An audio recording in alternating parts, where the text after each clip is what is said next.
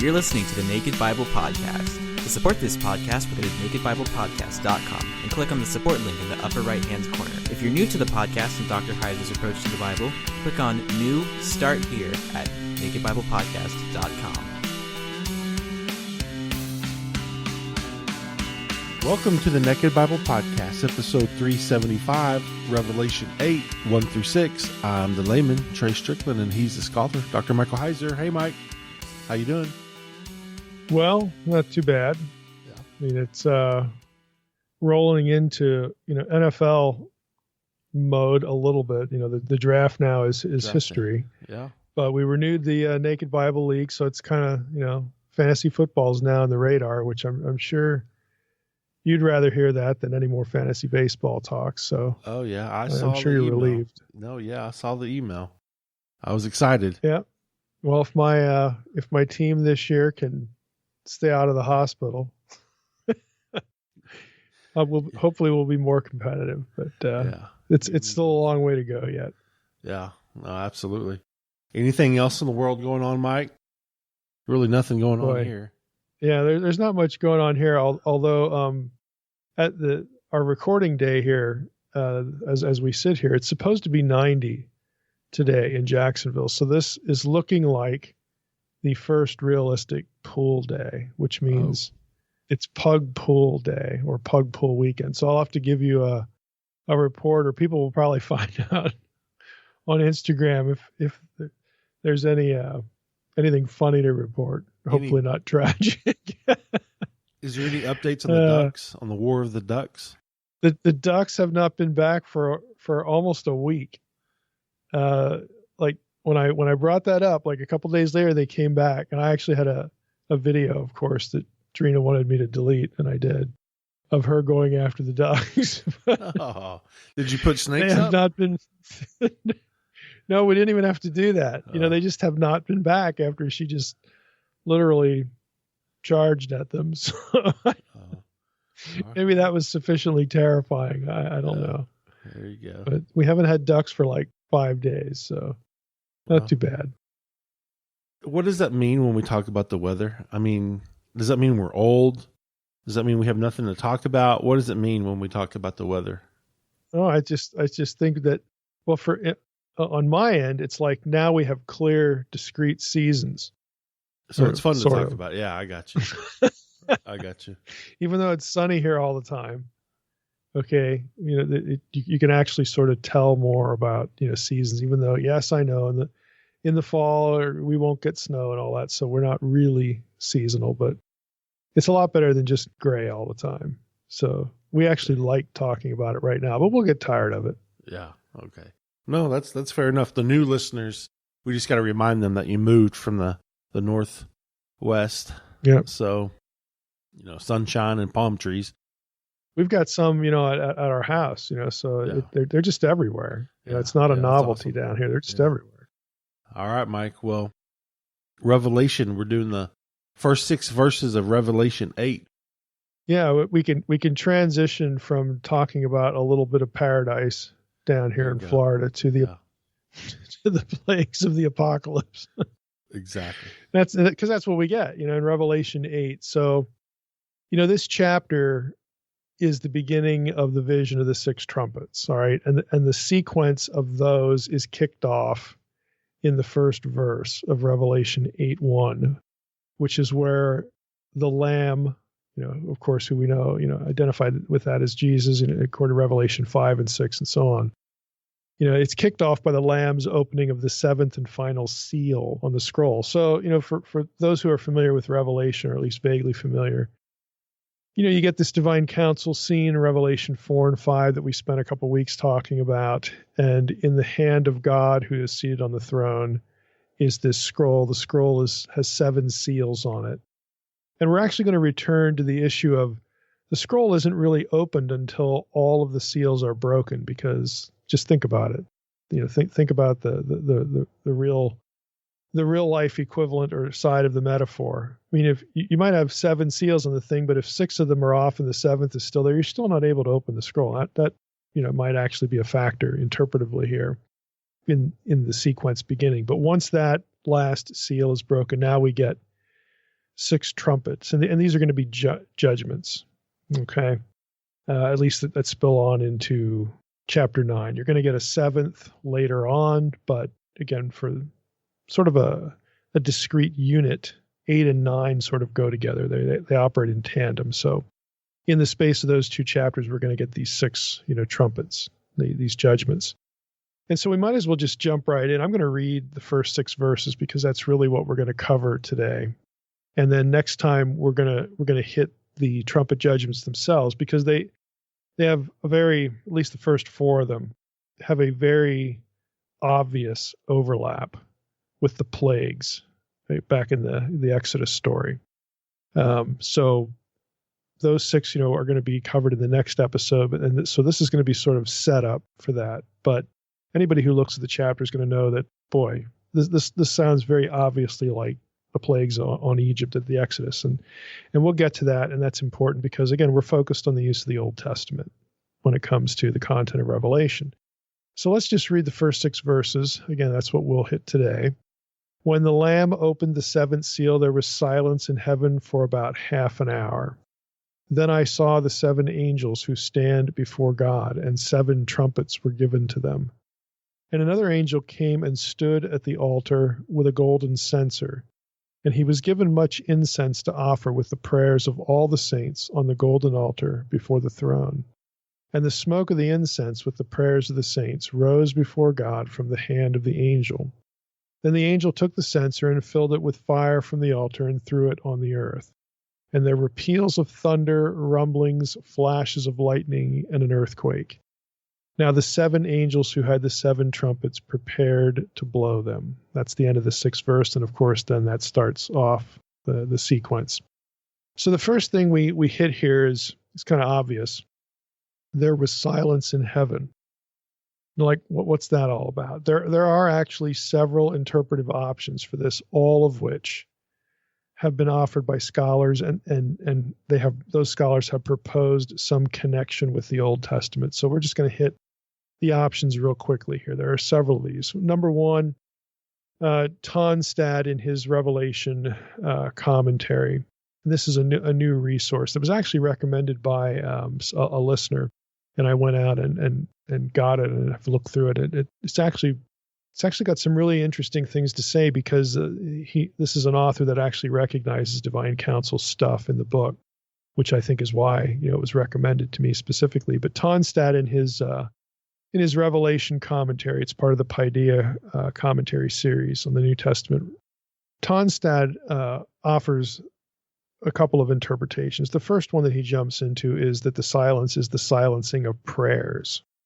And in this category, he writes in his commentary about R.H. Charles, suggested this. And Charles, the quote from Charles's old Revelation commentary, and that name might be familiar to those who are into the Book of Enoch. It's the same guy, R.H. Charles. He spent a lot of time in the Book of Revelation. It's apocalyptic literature, and the Book of Enoch, which is also apocalyptic literature.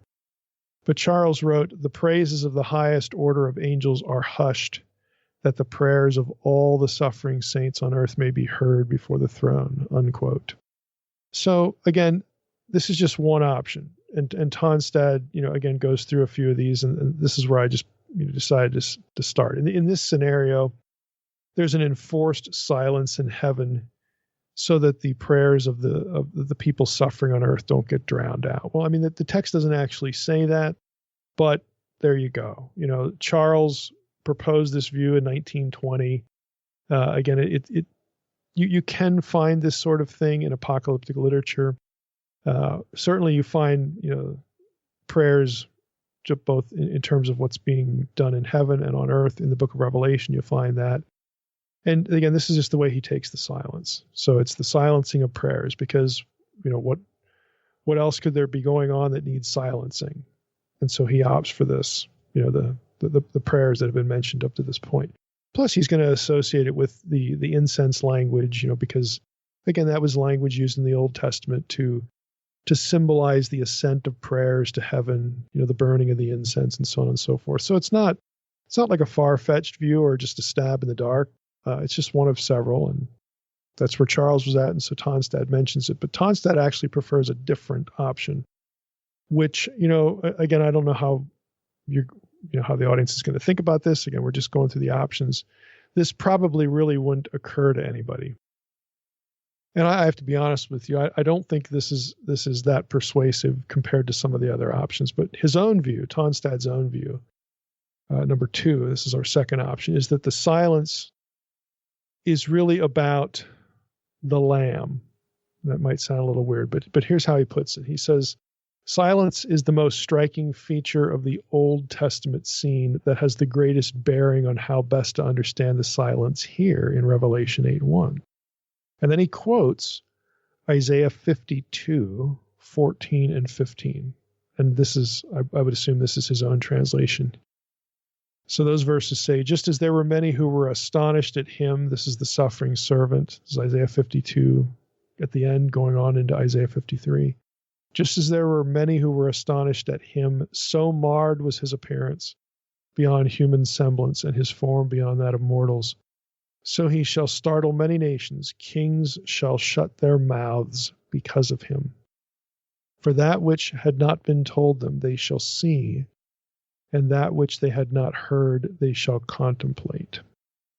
So he says, his argument is basically, look, Isaiah 52, these 2 verses, depict a silencing, the silence of shock and awe in the face of an unexpected discovery. Of course, in this case, it's the identity of the suffering servant.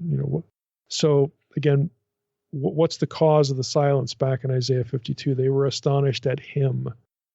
And of course, this is the identity of the messianic servant who everybody thought was, beaten and defeated and so on and so forth. Well, it turns out, no, not at all. And so he says, when this detail is applied to the mystery and revelation, the cause for the silence will not be the events that are disclosed or the events still to be disclosed, whether the terrors of judgment or the prayers of the saints. He says, in fact, the silence is going to be due to the Lamb in the middle of the throne. When people, when the people in the scene, or at least those who are causing the suffering, are awakened to the fact that the Lamb that was slain is now the holder of power, the Lamb in the midst of the throne. That's going to be the eye-opener. He says, when human and cosmic reality is held up to what he is and what he reveals God to be, they are going to be at a loss for words. So again, this is his interpretation. I don't know that there's any real specific, other than the feature of shutting the mouth. There's really no textual connection between Revelation 8 back to Isaiah 52. But again, a lot of these are going to be they're going to be of like nature. There's going to be some loose sort of association. But again, just going through the options, this is where Tonstad lands and the one he prefers. Third option. Owen says that silence signals the eschatological return to primordial silence. In other words, the world shall be turned back to primeval silence for 7 days as it was at the first beginnings, at least according to some pseudepigraphical literature in 4th Ezra. The idea is that this is a reversion to the chaos that preceded the first creation. And again, if all this apocalyptic stuff, all this plague imagery is going to happen to the earth, it's as though the earth is being sort of taken apart. It's destroyed. It's Ragnarok, to borrow the Norse language that might be more familiar to listeners. Everything's going to get destroyed and decreated, and so that's the silence that is in view. At least On says this is worth considering. But then he's honest. He says the weakness of this view lies in the fact that the text says nothing about a reversion to the silence that preceded creation. So that, again, here you go. On the one hand, you could take this trajectory. Oh, well, that makes sense. An apocalypse decreates the earth. Oh, that sounds kind of good. But there's actually no specific textual hook back into like Genesis 1-2 or something like that. It's just sort of a supposition. It's an interpretive effort. So On is honest about that. But then he goes on and he actually has a different preference. He entertains that one for a while, and then where he lands would be number 4 for us. Silence must be maintained, he says, in the presence of God, particularly during certain phases of the liturgy. So what he's going to say is, look, we've got all this incense thing, we've got an altar reference, we've got prayers. And so he looks at Revelation 8 as being part of a liturgical process, a ritual liturgical process. And then he takes that back to the Old Testament and observes that in Psalm 62:1, Habakkuk 2:20, you have some Second Temple texts like the Epistle of Aristeas 95. You have priests in the Temple of Jerusalem do what they do in complete silence. Like that, it's actually noted that priests were doing what they were doing, but they maintained quiet while they were doing it. And so Ohm draws attention to these kinds of references and says, well, we have some kind of ritual thing going on in Revelation 8. And so the silence is just there by those in the presence of God offering up the incense and, burning it and all this sort of stuff. That's what the silence refers to. And interestingly enough, Malina lands here as well, just because of these Old Testament parallels. Owen thinks this is the most convincing view because, quote, silence was very probably maintained during the incense offering in the Jerusalem temple cult. And then he quotes some rabbinic texts. He quotes the Testament of Adam 1:12 for that. So this is, again, where he lands. He sees the liturgy, and then he knows, again, enough of the literature to think that, hey, just like when they were doing stuff in the temple, the priests would be silent. Similar things are happening here, and that must be the silence. Okay, so that's the fourth view. The fifth, and this is represented by Beale, and again, I'll be honest and just say I think this one just makes the most sense, or at the least seems to hook more deeply and more securely back into the Old Testament. He says that silence is basically an appalled silence at the final judgment of the world. Now, what he means by this, it doesn't necessarily have to be a response to the judgment rendered, like after all these judgments play out. That's not when the silence happens. It doesn't happen after the judgments happen. It happens essentially when they become known, when the seventh seal is broken, and then these trumpets, are, at least the scroll is open, and you would be led to believe that when the scroll is open, that what ensues in chapter 8 and chapter 9 with these trumpet judgment, that's sort of the content of the scroll. When that becomes known, there's just this appalled silence at what's going to happen to the world. There's just this shock. So Beale writes this. He says, silence is used in a mundane, non-theological manner, especially in contexts where someone has chosen not to speak. But the Old Testament also associates silence with divine judgment. Idolaters who die abide in silence, Psalm 115:17. Those who persecute God's people are judged by God and consequently sit in silence in Sheol, Psalm 31:17. There will be a primeval silence at the end of history. So Beale actually loops in the primeval idea here.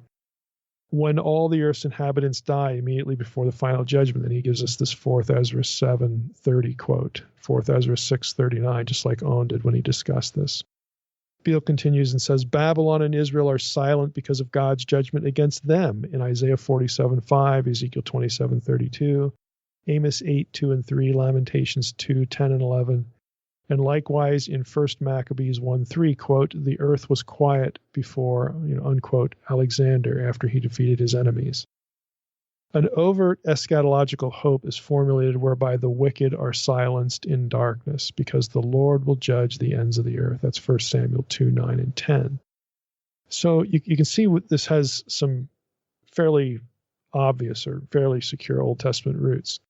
But Beale goes on and says, especially relevant are Habakkuk 2:20 and Zechariah 2:13, in which the Lord is pictured as being in his holy temple in heaven, and that's where he's at in the Revelation scene, from which he executes judgment on the ungodly, that is, on Babylon. In Habakkuk 2 and Zechariah 2, the context is Babylon. Of course, Babylon is going to become a factor later in the book of Revelation as the enemy. And so Beale is like, look, the setting's the same, the name Babylon is used, for the one upon whom God is going to take judgment and so on and so forth. So he sees sort of a clear path back to these two passages. And he continues and says that this temple is in heaven is to be assumed from other Old Testament texts, for example, Ezekiel 1 and Jewish apocalyptic texts, and is in fact evident from Habakkuk 3:3 through 6 and Zechariah 2:13 all the way to chapter 3, verse 2. The response or anticipated response to the judgment in these two texts is that, quote, all the earth and all flesh stand in silent awe. And then he has a couple cross references here, Isaiah 23:2 and Isaiah 41:1-5. Jewish commentators affirmed that the Song of Moses, which is Deuteronomy 32, which predominantly predicts the judgment of Israel because of idolatry, caused the whole creation to respond in silence. Let me just stop there. Now, again, those are Jewish commentators. The Deuteronomy 32 doesn't say that, but it's kind of interesting that this gets looped in, to the discussion by virtue of, rabbinical thought about these other texts, about how judgment, will produce this appalled silence. Okay. Back to Beale. He says, temple imagery is evoked again in Zephaniah 1:7, where people are to, quote, be silent, unquote, because God is about to slay them like a cultic sacrifice. Also Zephaniah 1:11, quote, all the people of Canaan will be silenced, unquote.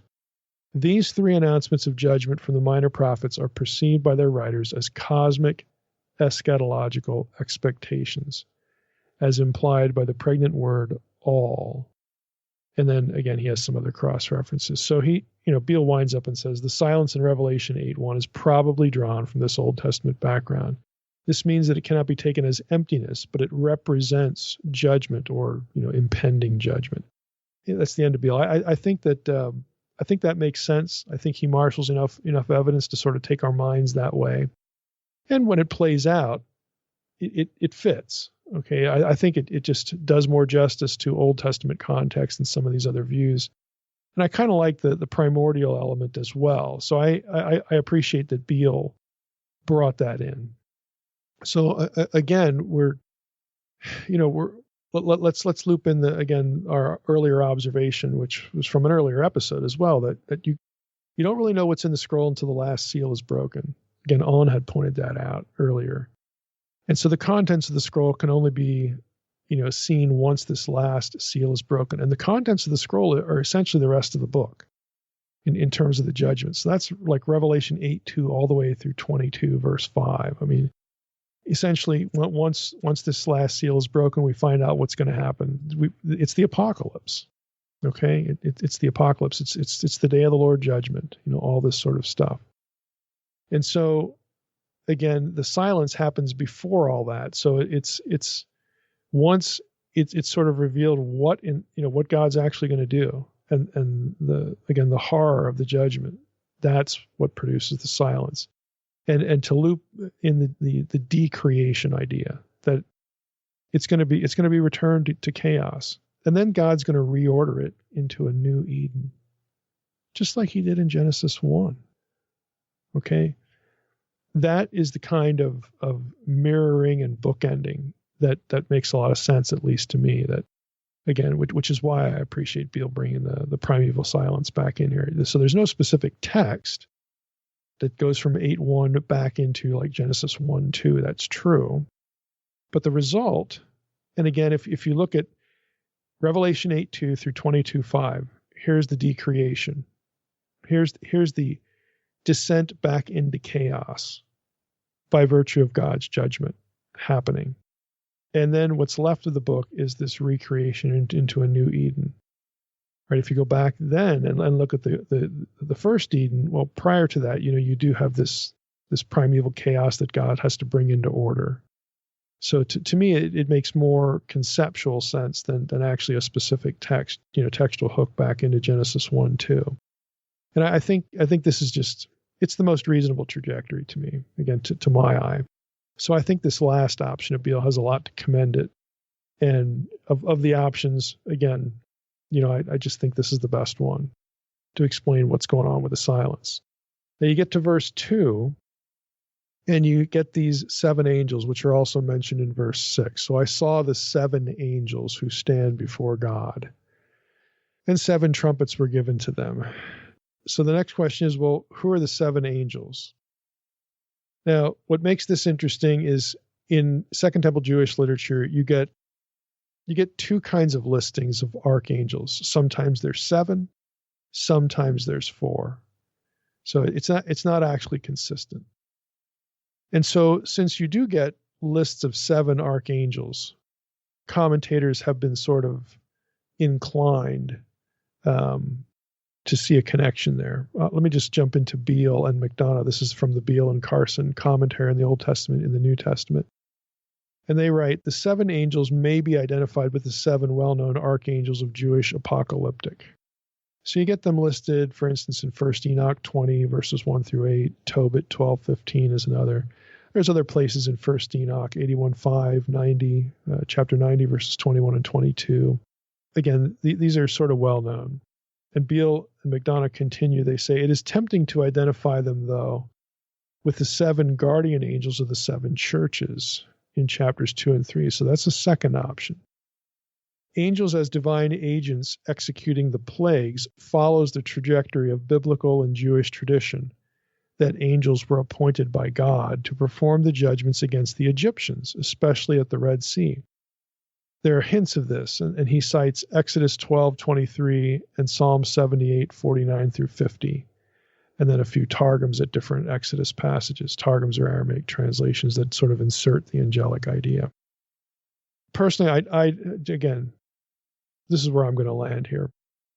I don't think it makes much sense to align the angels here, the 7 angels that are meting out the judgment, with the guardian angels, the angel patrons of the 7 churches in chapters 2 and 3. Because if you did that, that sort of makes it sound like the churches are somehow in the mix of meting out or dispensing judgment, which is pretty contrary to what's going on in the book.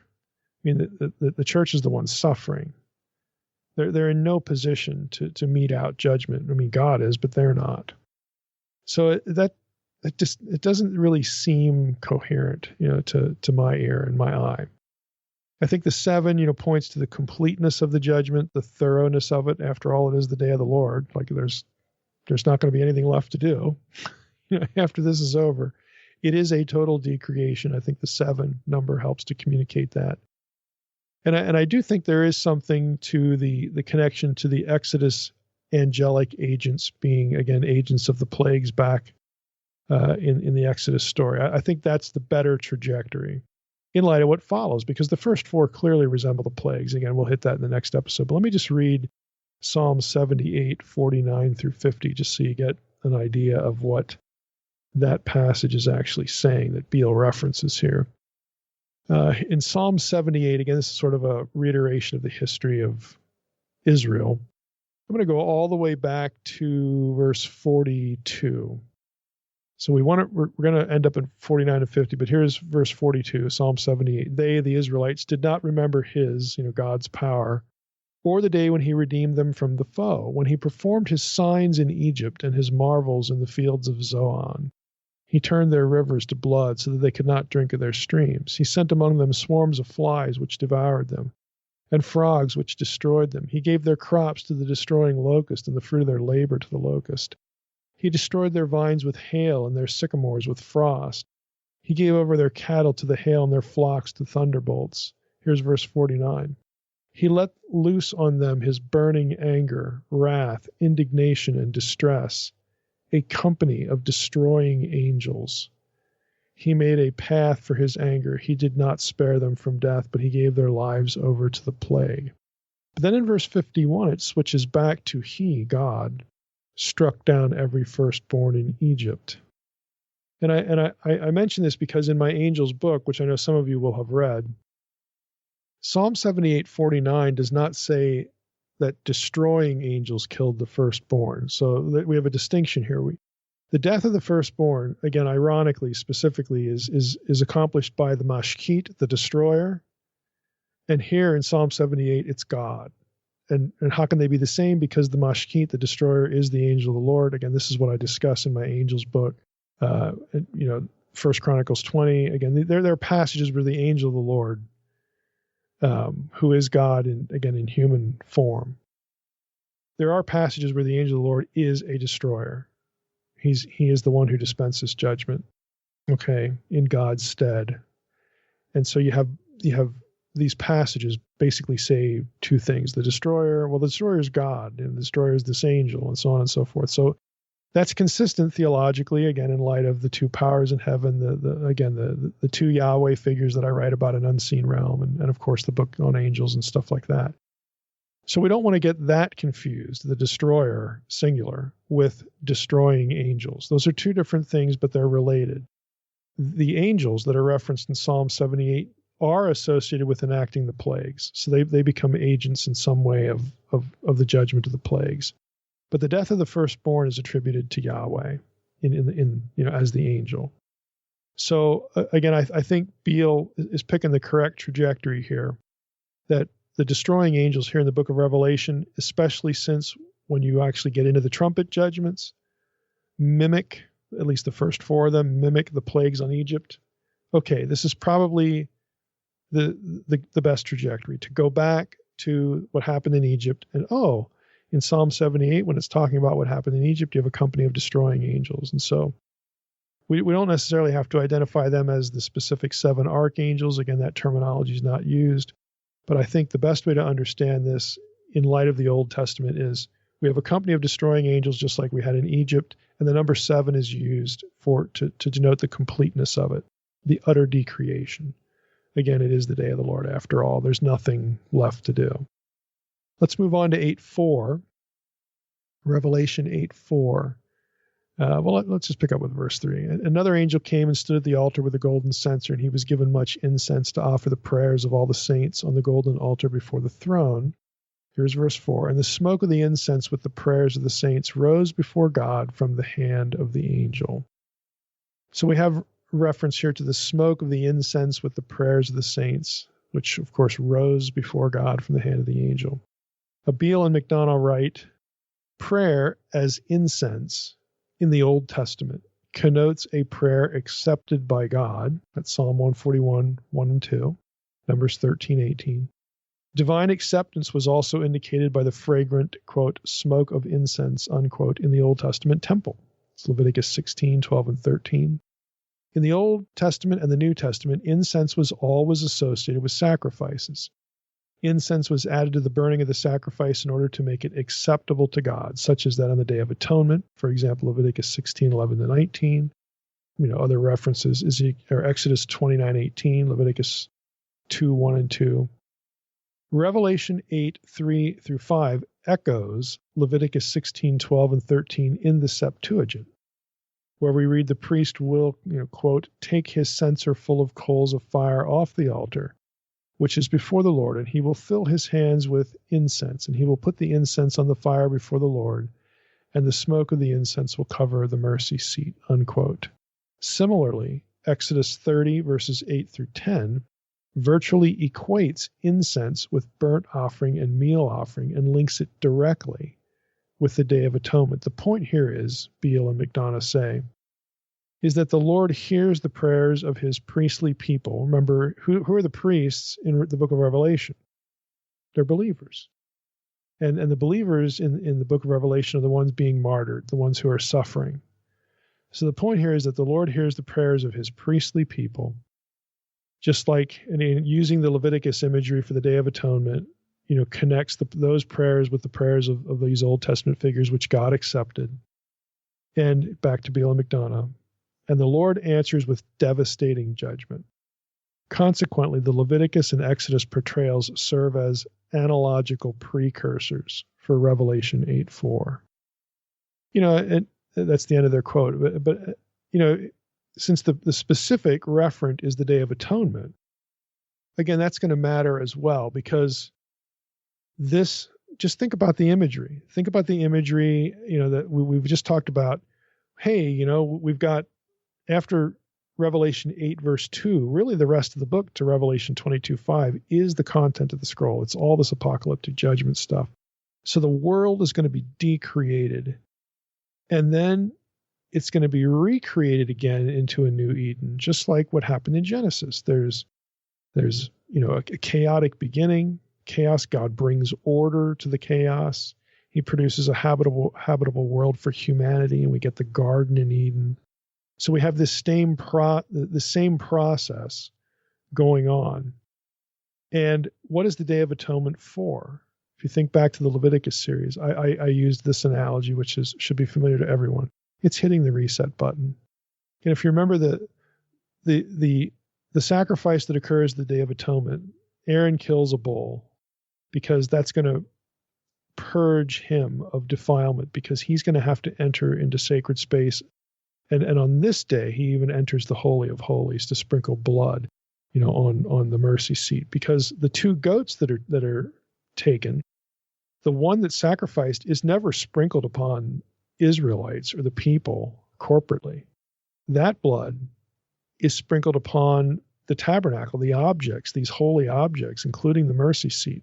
Why? It's to decontaminate them, to purge them, to essentially restore them to pristine condition as they were at the very beginning of the construction of all these objects, when the whole Levitical system was first created and instituted by God. The Day of Atonement is a reset button. And if you look at it that way, it makes sense to have the Day of Atonement specifically referenced here in Revelation 8, as if to say God has heard the prayers of the suffering his people. He is going to deal chaos a final death blow. This is the day of the Lord. The wicked are going to be decreated. In fact, the whole earth is going to be decreated. All of those who are preserved through this, who will make it to the other side, the new Eden, are going to be the righteous. They're going to be the Lord's. Okay, everyone else, this is their end.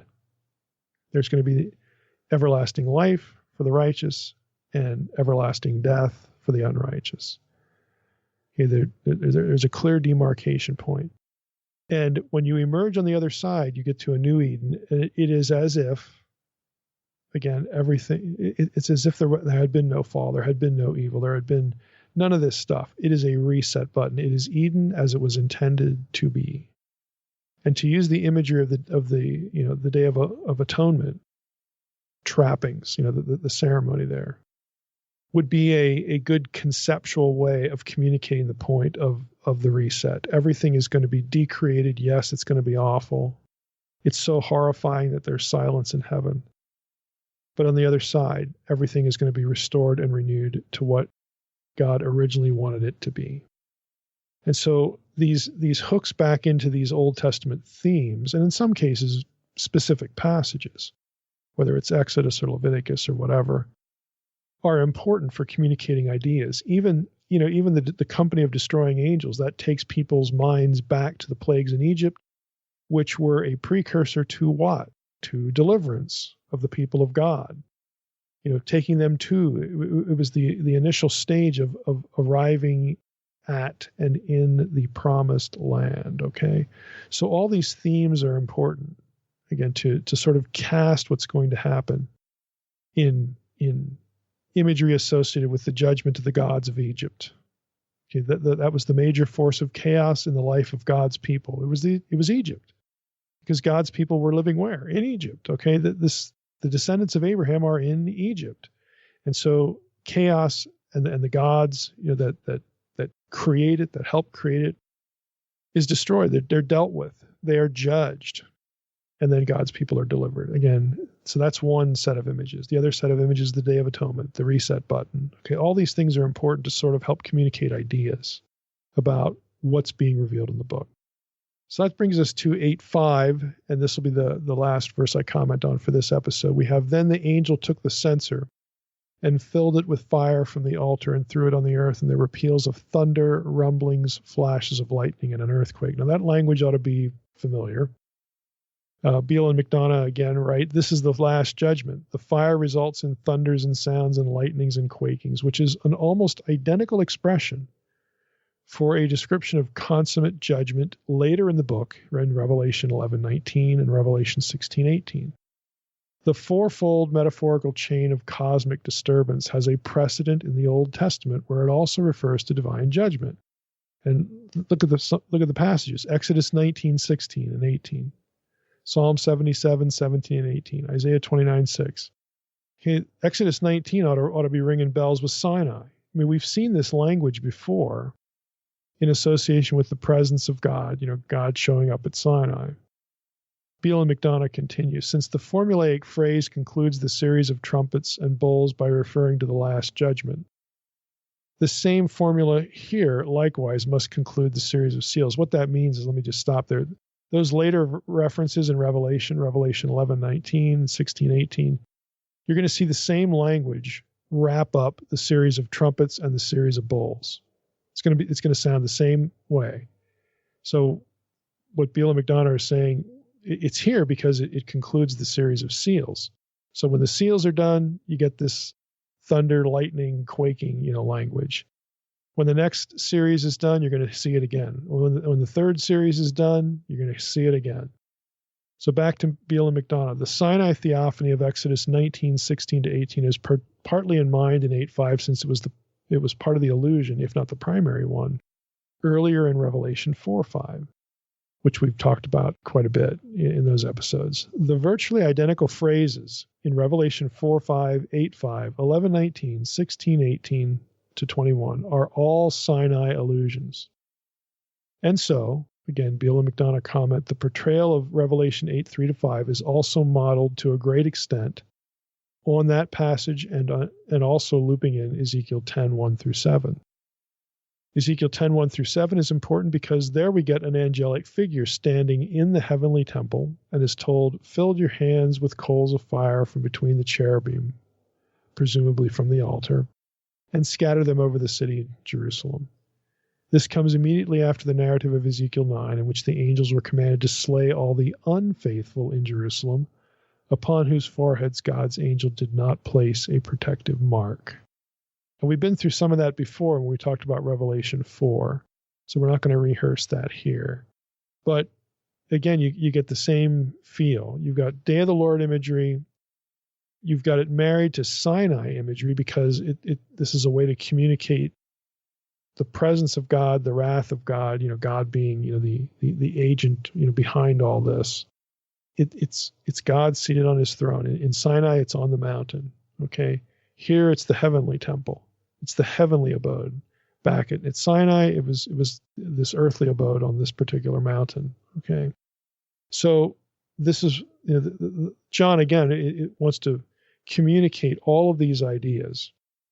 The deliverance of his people, okay, preceded by the judgment, of the gods of Egypt, the judgment of chaos, and so on and so forth. The deliverance of his people, they're coming to, again, a place. In the Old Testament, they wind up at Sinai, and God makes a covenant with them with this same Sinai imagery, the thundering and the lightning and the quaking and all that stuff. But God is not their enemy. God is the one who loves them and enters into a covenant with them. I mean, the people are scared because, we've covered this in the Book of Exodus series as well. But they actually enter into a covenant there. And here, by looping this in, it's like, okay, God's remembering his covenant. He has heard the prayers of his people. He's going to do it all over again. He's going to judge, the agents of chaos, whether they're human or supernatural. He's going to decreate everything. But he's also going to recreate it. He will remember his covenant. He will remember those who are his, and they will emerge once the reset button is hit on the other side in the new Eden. Again, this is really Revelation 8, 1-5, 1-6, kind of sets up not only the decreation stuff from, this point on to early in Revelation 22, but it also sort of sets up what follows, that when you get the vision of the new Jerusalem, the new Eden, the global Eden, all this, the new earth. It sets up all this stuff thematically. And so this is a good place, again, to stop, because next time we'll take a specific look at the plagues and their similarities to what's going on in Egypt. And then, again, there are a couple of these judgments, the trumpet judgments. Again, the first four of these, essentially the plagues of Egypt all over again. But there are others that are different, again, that take us into more, if I can dare say it, more supernatural territory. So what you get is the first four trumpets are going to be modeled on the Exodus plagues against Egypt. In essence, they're a reenactment. It's what was done to Egypt all over again. Plus, that helps us see sort of a new Exodus deliverance for the people of God. They're the ones that are going to survive on the other side. The righteous are vindicated at the day of the Lord. But chapter 9's fifth trumpet, believe it or not, is oriented by the fall of Hillel ben Shachar. Okay, the shining one, the Lucifer figure, okay, if you will. There are connections to that one in the fifth trumpet. and also the judgment of the watchers in the abyss. That happens in Revelation 9 too, in conjunction with these judgments. There's a lot of demonic imagery in the last two. Let's just put it that way. A lot of supernatural cosmic powers of darkness imagery in the last two. So that's what we're going to hit next time. We'll go through all 6 of them that occur in these 2 chapters. And again, hopefully by listening to this introductory part, you can kind of see where things are going to go, and the logic of what parts of the Old Testament are sort of brought into play to help us sort of understand what's going to follow, and really help the reader understand, what's going to emerge on the other side of basically the world being annihilated. I mean, because that's what the apocalypse is. That's what the day of the Lord is. So it sort of sets up what God is doing. It's not random destruction. The apocalypse itself, the decreation itself, has a goal. Okay, things are going to get reset, and again, that's what's going to play out in the rest of the book. All right, Mike. Looking forward to part 2, if you will. I guess 8 and 9, the trumpets. Can you imagine if the trumpets were actually like a saxophone? Does that make it scarier? Or gosh, that doesn't really strike me as a scary instrument. Yeah. Unless I was playing it, then it would. I should have saved that joke for next week. But horrific. Maybe I'll bring it back. Well, since I played the saxophone, that's why I bring it okay. up. So, all right, Mike, good stuff. Looking forward to it next week. And with that, I want to thank everybody for listening to the Naked Bible Podcast. God bless. Thanks for listening to the Naked Bible Podcast. To support this podcast, visit www.nakedbibleblog.com. To learn more about Dr. Heiser's other websites and blogs, go to www.drmsh.com.